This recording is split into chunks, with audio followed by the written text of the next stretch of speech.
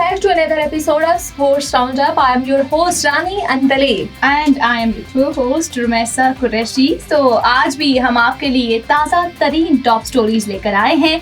तो बगैर वक्त ज़ाया किए आज की पहली टॉप स्टोरी शुरू करते हैं। नाज़रीन, पहली टॉप स्टोरी हमारी आज की ये है कि 13 साल विभू सूर्यवंशी का शानदार इंतखाब और बांग्लादेशी क्रिकेटर्स के लिए दरवाजे बंद।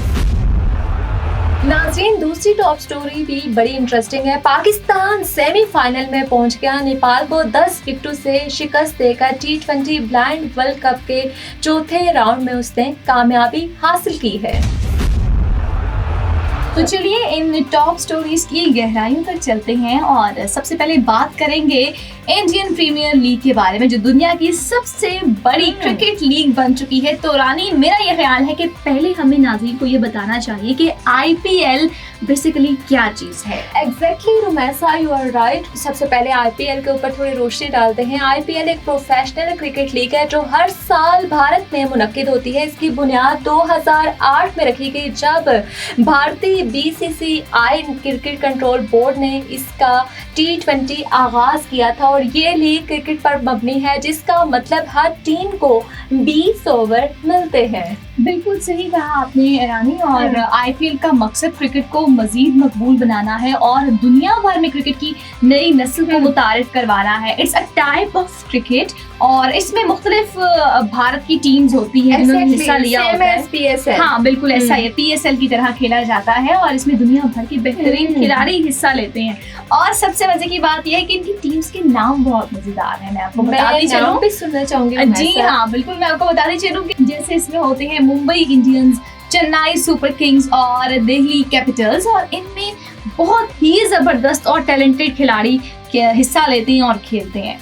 Exactly Rumaisa, you are 110% right. और जब इंटरनेशनल प्लेयर्स आके किसी भी कंट्री में खेलें तो एक अच्छी वर्क बन जाती है। और IPL का जो मॉडल है वो भी बड़ा मजबूत है, जिसकी वजह से दुनिया की सबसे बड़ी क्रिकेट लीग भी बन चुकी है रुमैसा। इसमें मीडिया राइट्स की अगर बात की जाए, स्पॉन्सरशिप और इनामी रकम की जो आमदनी है वो बहुत ही अहमियत की हामिल है। IPL के मैचेस आपको भी पता है सिर्फ खेल नहीं है, मुकम्मल तौर पर एक एंटरटेनमेंट का भी जरिया है। और आपको पता है जैसे PSL का एक जोश होता है, एक वलवला होता है, सेम वैसे ही ऐसे ही ये तमाम चीजें जो है वो इस लीग की मकबूलियत में इजाफा करती हैं। इन चीज़ों का बहुत बड़ा किरदार होता है। किसी भी आप अगर लीग में जाते हैं और ये स्पॉन्सरशिप्स ना हो और ये सब कुछ ना हो तो फिर वो इतना हाई पर जाता भी नहीं है, बहुत फीका फीका लगता है। लेकिन आपको ये जानकर हैरानी होगी नाजरीन कि 2025 के एडिशन में कुछ ऐसा हुआ है जो सबको हैरान कुन लगा। और मुझे बताइएगा कि क्या आप उस बात से वाकिफ हैं कि नहीं। रुमैसा, जिस तरह आपने बताया है कि बड़ा हैरान कुन है, मुझे भी बड़ी ही कोई अच्छी वाइब्स आ रही हैं। देखते हैं क्या होता है। और रुमैसा ने जिस तरह बताया है अपने नाज़रीन को मैं भी बताती हूँ कि इस दफ़ा जो IPL की नीलामी हुई है, IPL का जब ऑडिशन होता है तो बांग्लादेशी खिलाड़ियों की नीलामी के बारे में कहा जाता है कि बड़े ही अच्छे खिलाड़ी हैं। लेकिन 2025 में पहली बार ऐसा हुआ है कि बांग्लादेशी खिलाड़ी हैं, उनको खरीदने के लिए किसी फ्रेंचाइजर ने रुमैसा दिलचस्पी ही नहीं ली है। बिल्कुल, ये एक बड़ी बात है। और बांग्लादेश के 12 खिलाड़ी को शॉर्ट लिस्ट किया गया था। लेकिन सबसे हैरानकुन बात यह है कि जब नीलामी का वक्त आया तो उनमें से सिर्फ 2 खिलाड़ियों का नाम लिस्ट में शामिल किया गया और उसमें मुस्तफिजुर रहमान और इरशाद हुसैन थे। लेकिन कोई फ्रेंचाइजर उनको खरीदने में दिलचस्पी नहीं रख पाया और पता नहीं क्यों दिलचस्पी क्यों नहीं शो की उन्होंने, जबकि इतने क्वालिफाइड हैं। और ये पहली बार नहीं है क्योंकि पाकिस्तान के खिलाड़ियों में खेलने पर पाबंदी लगी है, IPL पर भी।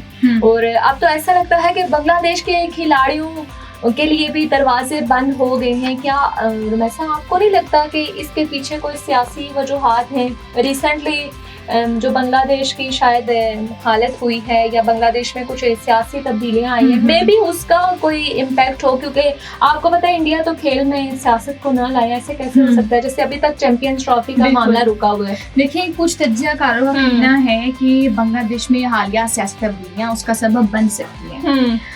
At the same token Bharat Nawaz हुकूमत के खात्मे के बाद अबूरी हुकूमत कायम हुई है और फिर यही जो है वो शायद इसका भी असर में भी बन सकता है। रुमैसा, बिल्कुल ये एक बड़ी ही दिलचस्प बात है, लेकिन अगर यहाँ पर हम बात करते हैं तो एक और इंतहाई दिलचस्प और ख़ास खबर के बारे में जो हमें IPL की नीलामी के बारे में मिली है। ये बातें भी अपनी जगह पे ठीक हैं कि सियासत को भारत बहुत इन्वॉल्व करता है, चाहे वो बांग्लादेश के रिलेटेड हो, पाकिस्तान के हवाले से हो या किसी भी और कंट्री के हवाले से हो।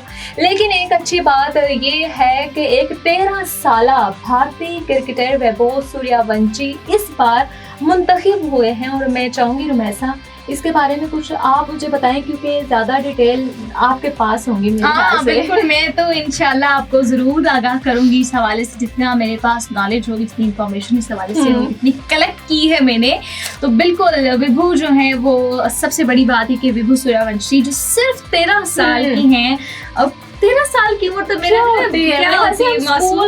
स्कूल जाते हाँ। डिपेंड है फादर मदर पे। ऐसा ही है, जैसे 13 साल की है, राजस्थान रॉयल्स की जानिब से 1 करोड़ 10 लाख भारतीय रुपए में उनको खरीदा गया है और वो IPL की तारीख के सबसे कम उम्र खिलाड़ी जो है वो बन गए हैं और I think maybe he gets a Guinness world record. बिल्कुल अनबिलीवेबल रुमैसा, 13 साल की उम्र में सोचें आपके पास 1 करोड़ से जायद रकम हो तो आप अपने आप को कैसा फील कर रही हो। यहाँ पे देखते हैं कि 13 साल की उम्र में जो ये खिलाड़ी मुस्तकबिल में शानदार क्रिकेटर बन सकता है, जिसकी 2025 IPL के लिए ये मुंतखब हुए हैं और ये सबसे बड़ा एक सरप्राइज बन चुका है, जहाँ पे बांग्लादेश के माया नाज खिलाड़ियों को सिलेक्ट नहीं किया गया और भी काफ़ी टीम्स के। अच्छा रानी, अब बात करते हैं एक और दिलचस्प खबर की जो नीलामी के दौरान सामने आई है और वो ये है कि लखनऊ सुपर जॉयंट्स ने ऋषभ पंत को 27 करोड़ भारतीय रुपए में खरीदा और इसके साथ ही वो IPL की तारीख के सबसे महंगे तरीन खिलाड़ी बन गए हैं।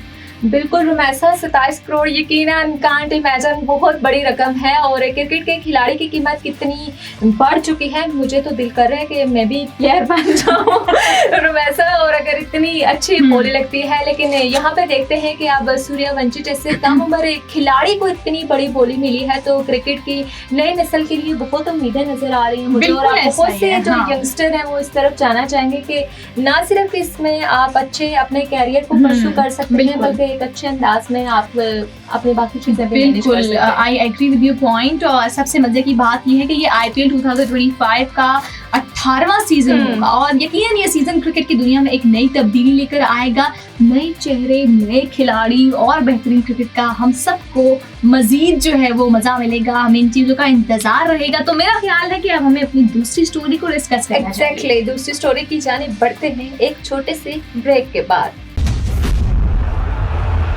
Welcome back. अब हम हमारी दूसरी टॉप स्टोरी जो है अपने नाज़रीन के साथ शेयर करते हैं और बात करेंगे एक बहुत बड़ी कामयाबी के बारे में।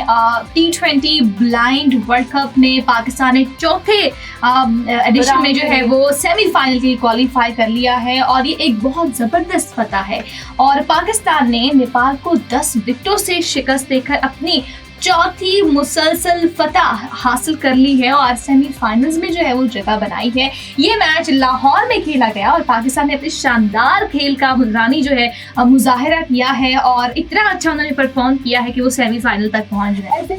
बिल्कुल आप ठीक बात कर रही हैं और यहाँ पे मैं बात करूंगी कि पहले नेपाल ने बैटिंग करते हुए 18 ओवर में 5 विकेटों के नुकसान पर 100 रन बनाए और इसमें अगर बात की जाए पाकिस्तानी बॉलिंग की भी तो वो भी बड़ी शानदार रही। हारून खान ने 2 विकेटें हासिल की जबकि नेमतुल्लाह सलमान और कामरान अख्तर ने एक विकेट हासिल की। पाकिस्तानी बॉलर्स ने नेपाल को महदूद रन बनाने पर मजबूर कर दिया। रोमैसा, बहुत ही इंटरेस्टिंग खेल था।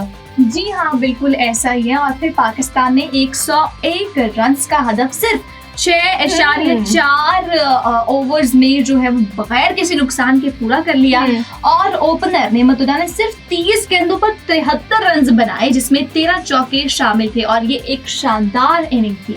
ऐसा ही है और इसके साथ ही अगर बात की जाए सफदर ने 24 रन पर वो भी नॉट आउट रहे। पाकिस्तान को जीत दिलाने में उनका रन भी बड़ा अहम रहा। इसके उन्होंने एक शानदार और मुकम्मल टीम की तरह जो है वो कारकर्दगी दिखाई जिसने पाकिस्तान को सेमीफाइनल में पहुंचाया और मेरे ख्याल से बिल्कुल ऐसा ओपनर ही अगर है। अच्छा खेल पेश करें तो हिम्मत बन जाती है बाकी बिल्कुल टीम की ऐसा भी। ही है। अब पाकिस्तान का अगला मैच श्रीलंका के खिलाफ मुल्तान में होने वाला है। As we mentioned in our previous program के जितने सेमीफाइनल्स प्रोग्राम होंगे वो मुल्तान में खेले जाएंगे। तो अब लेट्स सी कि इस मैच में क्या होता है, जबकि मैच मेरा काफी अहम होने वाला है हम सबके लिए, स्पेशली पाकिस्तानियों के लिए, क्रिकेट लवर्स के लिए, कि पाकिस्तान के पास इस कामयाबी को जारी रखने का एक और बड़ा मौका जो है वो मौजूद है। और जब तक ये मैच नहीं होता हम पाकिस्तान के क्रिकेटर्स को इस शानदार कारकर्दगी पर मुबारकबाद देते हैं। उम्मीद है कि वो सेमीफाइनल्स में भी ऐसी ही जीत हासिल करेंगे। Exactly Romesa, you are right. और मेरे ख्याल से जब सेमीफाइनल के लिए वो पहुंच चुके हैं तो आगे के मराइल भी आसान हो चुके हैं। और मजीद अपडेट रहने के लिए आपको कि आगे मैच में क्या होने वाला है, कौन सा खिलाड़ी परफॉर्म करने वाला है, रिकॉर्ड बनाने वाला है, आपने देखते रहना है हमारा program sports round round up. और हमें दीजिए इजाजत, अल्लाह निगहबान।